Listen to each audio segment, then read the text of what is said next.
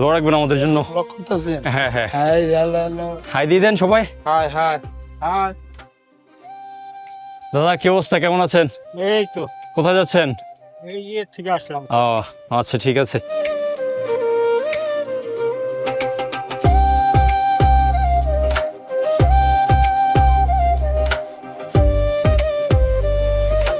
এই হচ্ছে মূল পয়েন্ট। এখান থেকে মূলত পাহাড়ের যে রাস্তাটা সেটা শুরু, আর এদিক থেকে লোকজন এসে অটো বা সিএনজি নিয়ে এসে থামে।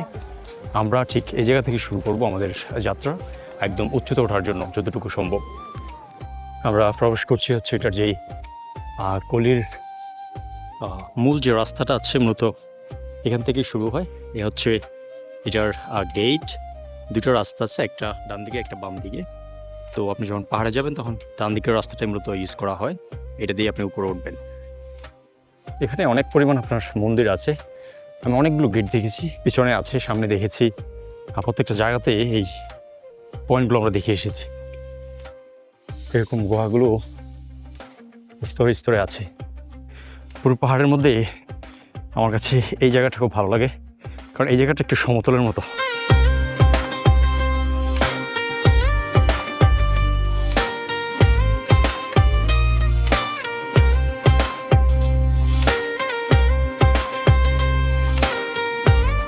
একটু ঠান্ডা শরবত খেয়ে আমরা আবার রওনা করেছি, যদিও আমরা অলমোস্ট এসে পড়েছি, আর অল্প একটু জায়গা আছে। এটা পার করতে পারলে হয়তো গন্তব্যে পৌঁছানো যাবে। পুরো রাস্তা ওঠার পর যখন এরকম একটা জায়গা চোখে পড়ে তখন একেবারে ভাষায় প্রকাশ অবস্থা থাকে না।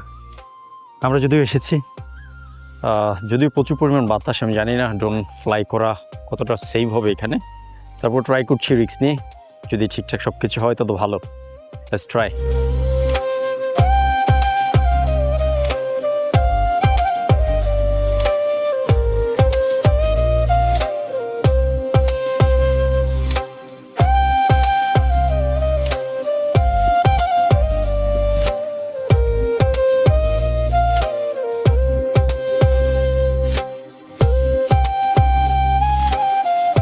আজকের গল্প আমরা এখানেই শেষ করছি, হয়তো দেখা হবে পরবর্তী ভিডিওতে।